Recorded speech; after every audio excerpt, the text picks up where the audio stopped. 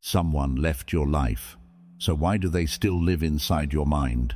You know it's over. You know they're gone. You know they're not coming back. But your thoughts keep going back to them.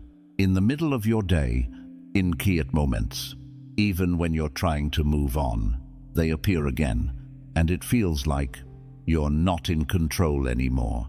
Like something inside you keeps pulling you back without asking you. And the worst part is, they're not doing anything. They're gone. So, why does it still feel like they have power over your mind? Why does it feel like you're still connected, even after everything ended? What if I told you this has nothing to do with them anymore, and everything to do with something your mind is doing without you realizing it? You're not missing them. You're addicted to how they made you feel.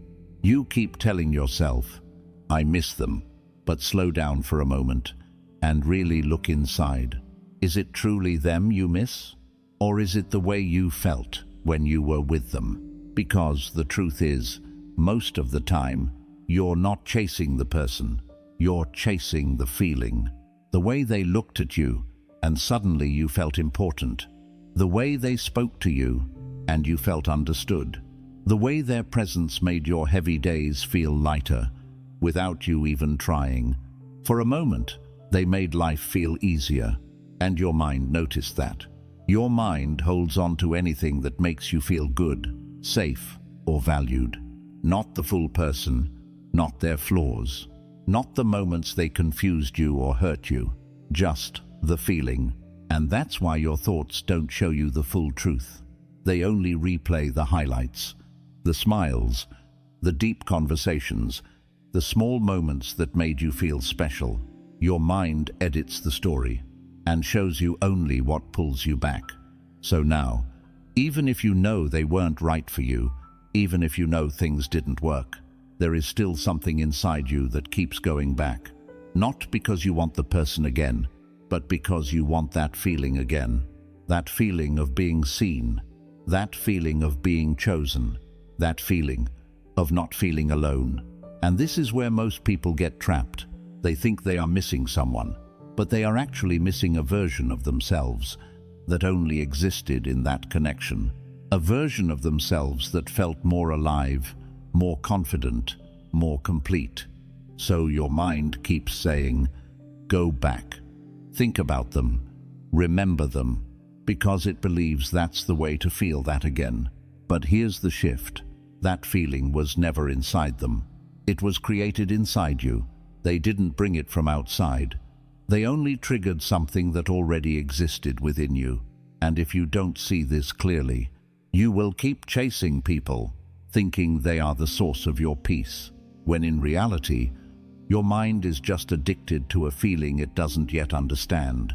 And the moment you realize this, something powerful begins to happen. You stop chasing them, and you start understanding yourself. Your mind is stuck trying to finish what already ended. There is something your mind struggles to accept, an ending without an answer. You didn't get a clear goodbye. You didn't get the full truth. You didn't get the kind of ending that makes everything make sense. And because of that, your mind refuses to let it go. It keeps going back, again and again, to the same moments, the same conversations, the same memories, trying to figure out what really happened. You replay things in your head. What did I do wrong? What if I said something different? What if I tried harder? What if it could still work? And for a moment, it feels like you're getting closer to an answer. But then, you're right back where you started. Because your mind is not trying to remember. It's trying to complete something. It wants a clean ending. It wants clarity. It wants a final piece that makes everything feel settled. But here's the truth that's hard to accept. Not everything ends in a way that satisfies your mind. Some people leave without explanation. Some stories end without closure. Some connections break without a clear reason you can hold on to. And your mind doesn't like that. So it creates its own versions. It imagines different endings. It rewrites conversations. It builds scenarios where things could have worked, just to feel a sense of control again. But all of this is happening inside your head, not in reality. And the more you try to mentally fix what already ended, the deeper you get stuck inside it, because you're trying to solve something that no longer exists in front of you. You're trying to finish a chapter that life has already closed. And this is where the real shift begins. The moment you realize you are not stuck because it didn't end properly. You are stuck because your mind refuses to accept that it ended at all. Once you see that clearly, something softens inside you. You stop chasing the perfect ending. You stop searching for one last answer. And you begin to understand, sometimes peace doesn't come from finishing the story. It comes from accepting that the story is already over. You're not holding them. You're holding the future you imagined. You keep telling yourself, I can't let them go. But if you look deeper, very honestly, you're not holding on to them. You're holding on to a future you once believed in. A future where everything worked out, where the confusion disappeared, where the distance closed, where they stayed. You didn't just experience moments with them. You started building a life in your mind. You imagined conversations that never happened yet. You imagined days together. You imagined a version of life where they were part of your story. And slowly, that imagined future began to feel real. Not because it happened, but because you felt it so deeply. You saw it. You believed it. You emotionally lived inside it. And now, you're being asked to let go of something that felt real to you, even though it never actually existed. That's why it hurts in a different way. It's not just about missing what was. It's about losing what could have been. And that kind of loss is quiet, but very heavy, because there is no memory you can point to and say, this is exactly what I lost. Instead, it's a feeling of something unfinished, something that almost became real, something that felt so close, but slipped away. Your mind keeps going back to that imagined future, trying to bring it back to life. It replays small moments and expands them. It takes little signs and turns them into big meanings, because it wants to believe that future is still possible. But here's the truth you need to see. You're not stuck on the person. You're stuck on the idea of what your life could have been with them. And ideas are harder to let go of, because they don't have clear edges. You can't touch them. You can't prove them wrong easily. You can't fully close them. They just stay in your mind, alive, open, unfinished. But once you see this clearly, something begins to shift. You realize you were not holding on to reality. You were holding on to a possibility. And possibilities can feel powerful, but they are not something you can live inside. They are something you must eventually release. Because the longer you hold on to an imagined future, the more you disconnect from the life that is actually in front of you. And the moment you let that imagined future go, you don't lose your life. You get it back. You return to what is real, to what is present, to what can actually grow. And that's where something new begins. Not in imagination, but in reality. Every thought about them is quietly keeping them alive inside you. It doesn't happen loudly. There is no big moment, no clear decision. It happens quietly, every time your mind drifts back to them. A small memory, a random thought, a simple what if, and suddenly they are there again. Not in your life, but in your mind. And the more this happens, the more it starts to feel like they never really left. But look closely. They are not coming back. You are bringing them back. Every single time you think about them, you give them space again. You give them attention. You give them energy. You give them life inside your mind. And your mind doesn't know the difference between what is real and what you keep repeating. If you think about something often enough, it starts to feel present. It starts to feel important. It starts to feel like it still belongs in your life. That's why even after they're gone, they still feel close, because your thoughts are keeping the connection alive. You replay their voice. You imagine their reactions. You revisit moments that are already finished. And without noticing, you rebuild them again and again. This is why it feels so hard to move on.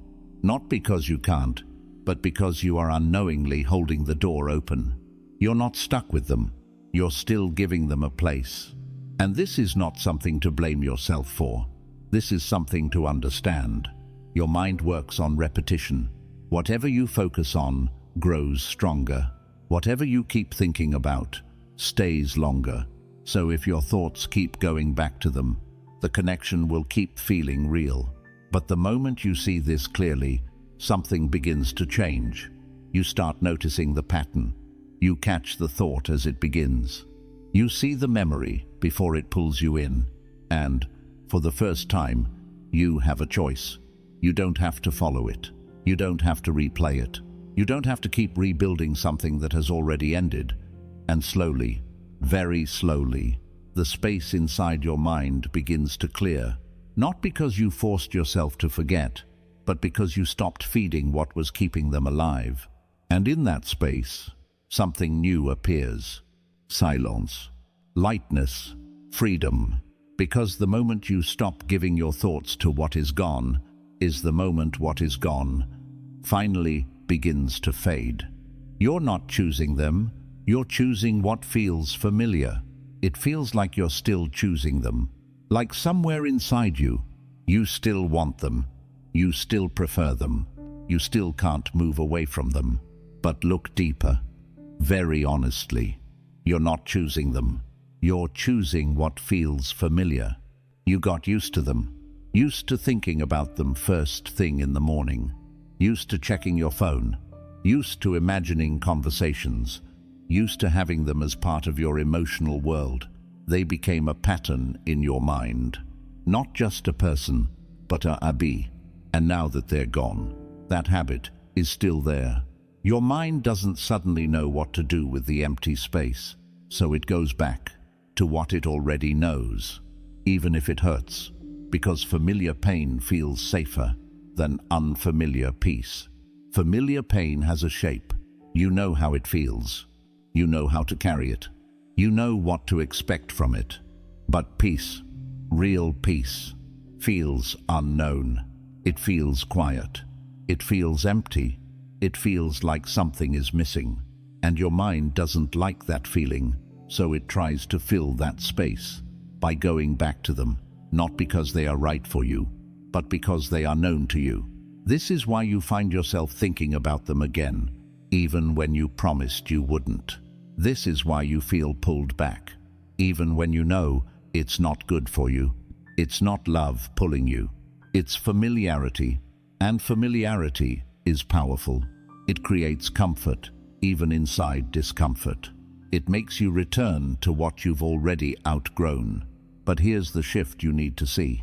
Just because something feels familiar doesn't mean it belongs in your life. And just because something feels uncomfortable doesn't mean it's wrong. Sometimes, that quiet, unfamiliar space you feel right now is not emptiness. It's the beginning of peace. But you're not used to it yet. You haven't learned how to sit with it, how to trust it, how to feel safe inside it. So your mind tries to escape it by going back to what it recognizes. But the moment you understand this, something inside you becomes stronger. You stop calling it missing them. You start seeing it as a pattern, a pull toward what is known, not what is right. And slowly, you stop following that pull. You allow the unfamiliar space to stay. You sit with the silence. You breathe through the discomfort. And you begin to notice something surprising. That space is not hurting you. It's healing you. Because every time you don't go back, every time you don't follow the old pattern, you break the attachment a little more. And over time, what once felt familiar starts to lose its grip. And what once felt uncomfortable starts to feel like home. And that's the moment everything changes. Not when you stop thinking about them, But when you stopped needing what they represented, you fell in love with a version of them that only existed in your mind. There's something very quiet, but very powerful, happening inside you. You believe you fell in love with them, but if you slow down and look honestly, you didn't fall in love with who they fully were. You fell in love with who you believed they could be. You saw small moments, small signs, small pieces of goodness, and your mind filled in the rest. You completed the picture. You imagined their best version. You gave meaning to their actions. You ignored the parts that didn't feel right. And slowly, you created a version of them that felt perfect for you. Not perfect in reality, but perfect in your mind. And that version felt safe. That version felt right. That version made you believe, this is it, this is the person. But here's the truth that hurts a little. That version didn't fully exist. It was built from hope, from emotion, from the desire to feel something real. You weren't just seeing them, you were adding to them. You were turning small things into big meanings. A message became a sign. A moment became a promise. A feeling became a future. And without realizing, you fell in love with the story you created, not the full reality in front of you. That's why it feels so hard to let go, because the version you're holding on to doesn't have flaws. It doesn't have distance. It doesn't have confusion. It doesn't have the things that made it not work. It's clean. It's complete. It's exactly how you wanted it to be. And your mind keeps going back to that version because it feels better than the truth. But the truth is what frees you. The real person had limits. The real connection had gaps. The real situation had reasons it didn't last. And deep down, you already saw that. You felt the inconsistency. You noticed the confusion. You sensed the imbalance. But your mind chose the beautiful version because it was easier to hold on to. And now, you're trying to let go of something that was never fully real. That's why it feels so confusing, because part of you knows the truth, and part of you is still attached to the illusion. But here's where everything begins to shift. The moment you see clearly, I didn't lose the perfect person. I lost the version I created. Something softens inside you. You stop putting them on a place they never truly stood on. You stop chasing an image that only lived in your thoughts. And, slowly, you return to reality, not as something painful, but as something honest. And in that honesty, you find something stronger than illusion. You find clarity, because the moment you stop loving the version in your mind is the moment you begin to see what was real. And finally, let it go. You think letting go erases the meaning, but it restores your peace. There's a quiet fear inside you that you don't always say out loud. If you let them go, then what was all of this for? All those moments, all those emotions, all the time you invested, all the nights you thought about them. Does it all just disappear? Does it all become meaningless? And because of that fear, you hold on, not just to them, but to what it all meant to you. You keep replaying it. You keep remembering. You keep holding the connection alive. Because somewhere inside you, you don't want it to feel like nothing. You don't want to believe it was just a phase or something temporary. You want it to have value. You want it to matter. And it did. What you felt was real. What you experienced changed you. What you gave came from a genuine place. But here's where the misunderstanding begins. Holding on is not what gives it meaning. Letting go does not erase it. The meaning is already there. It exists in who you became, in what you learned, in how you grew through it. You don't have to carry the pain to prove it mattered. You don't have to keep thinking about them to honor what you felt. Because the truth is, what's real does not need to be held tightly. It stays with you in a different way. But your mind confuses this. It tells you, if you let go, you'll lose everything. So, You hold tighter, even when it hurts, even when it drains you, even when it keeps you stuck in the same cycle. But look at what that holding is doing to you. It's taking your peace away. It's keeping your mind busy with the past. It's pulling your attention away from your present life. You're carrying something that is no longer meant to be carried, and the weight of it is what's making you tired. This is where the real shift happens. Letting go is not forgetting. Letting go is not saying it didn't matter. Letting go is saying, it mattered, but it's no longer mine to hold. It's choosing peace over attachment. It's choosing your present over your past. It's allowing your mind to rest, instead of constantly going back. And at first, it might feel strange. It might feel like you're losing something, but slowly, you begin to feel something different. A lightness, a quiet inside your mind, a space that was never there before. And in that space, you realize something powerful.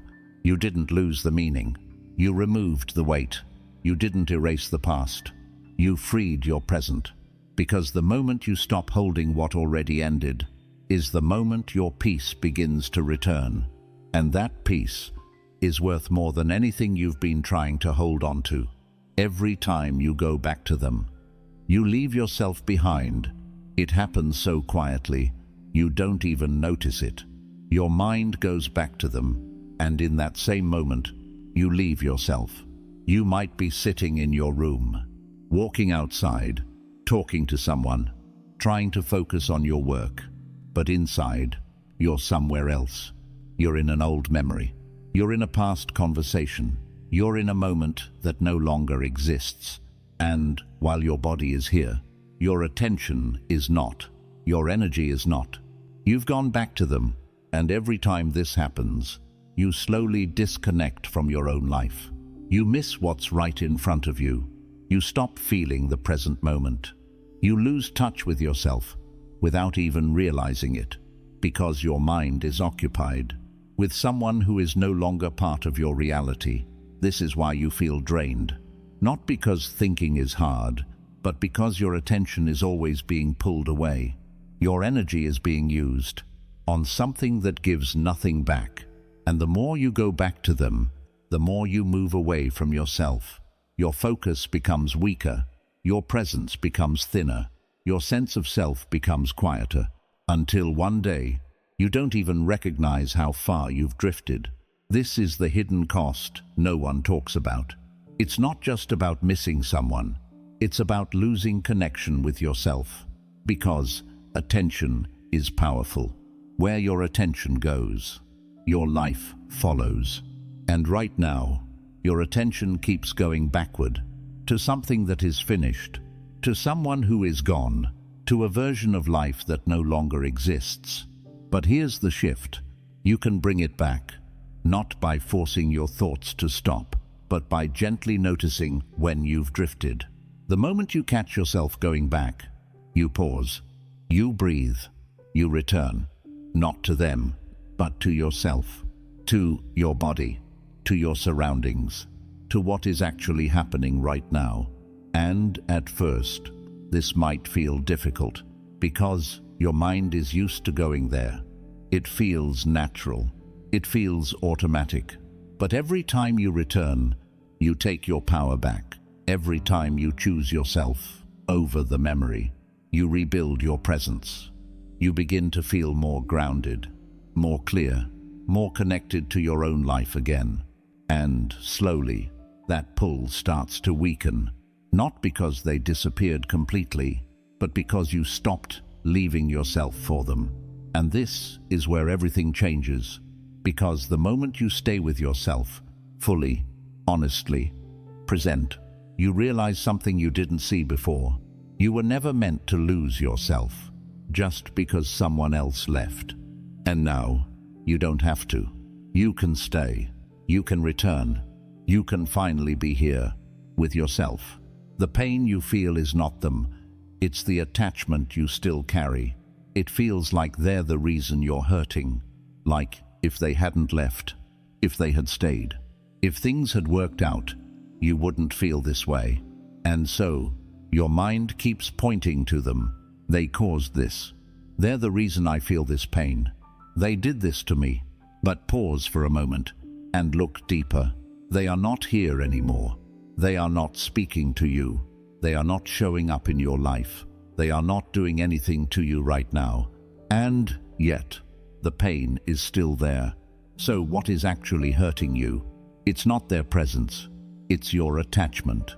It's the part of you that is still holding on, still expecting, still not ready to release. Attachment is quiet, but very strong. It says, this was mine. This was supposed to stay. This should not have ended.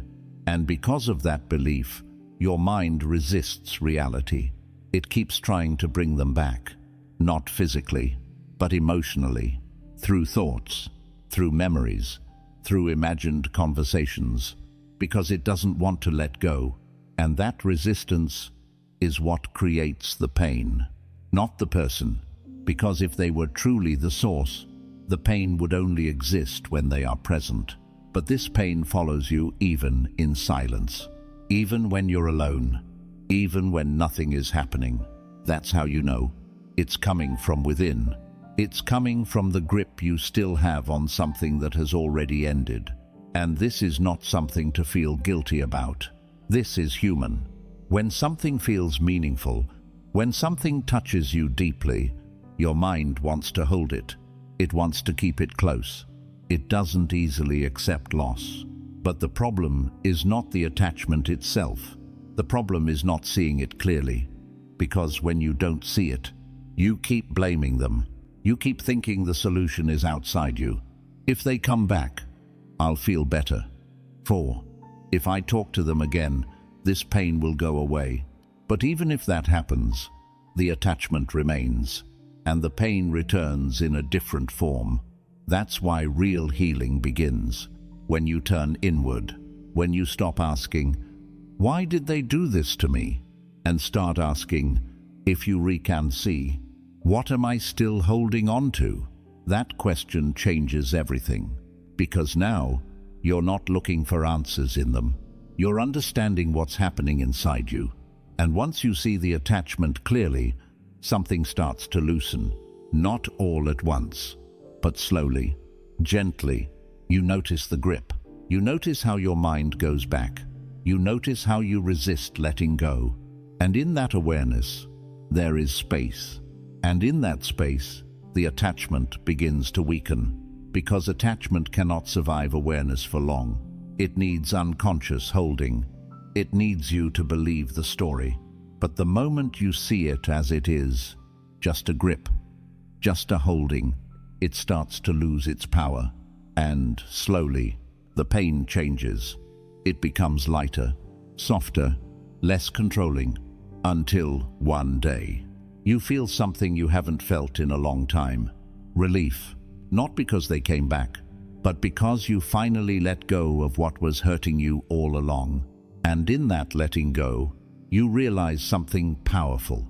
You were never in pain because of them. You were in pain because you were still carrying something that was never meant to stay. You're not waiting for closure. You're avoiding the truth that sets you free. You keep telling yourself, I just need closure. One last conversation. One clear explanation. One moment where everything finally makes sense. You believe that if they just say the right words, if they just give you the answers you're looking for, this feeling inside you will finally settle. But look deeper. Very honestly, are you really waiting for closure? Or are you avoiding something you already feel? Because if you slow down and sit quietly, you already know. You felt the distance before it happened. You noticed the change in their energy. You saw the inconsistency, even if you didn't want to admit it. There were moments where something didn't feel right. Moments where you questioned things, but then quickly pushed those thoughts away. Not because they weren't true, but because accepting them would hurt. So instead, your mind chose hope.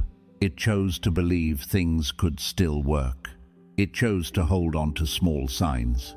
It chose to ignore the bigger picture. And now that it's over, you're still holding on to that same hope. Not openly, but quietly. You tell yourself you need closure. But what you really want is a different ending. An ending where they explain everything perfectly. An ending where they realize your worth. An ending where it all makes sense in a way that feels good. But life doesn't always give you that. Sometimes the truth is already there, not in their words, but in their actions. Not in what they said, but in what they didn't do. And deep down, you've already seen it. You've already felt it. You just haven't fully accepted it yet. Because acceptance is not easy. It means letting go of the what if. It means releasing the hope you've been holding on to. It means facing reality without trying to change it. And that can feel heavy. It can feel final. It can feel like closing a door you were hoping would open again. But here's the shift. Closure is not something they give you. It's something you allow yourself to see. It's the moment you stop asking for more information and start trusting what you already experienced. It's the moment you stop waiting for them to explain and start accepting what their absence already showed you. And when that happens, something powerful changes inside you. The questions begin to fade. The need to understand everything slowly disappears.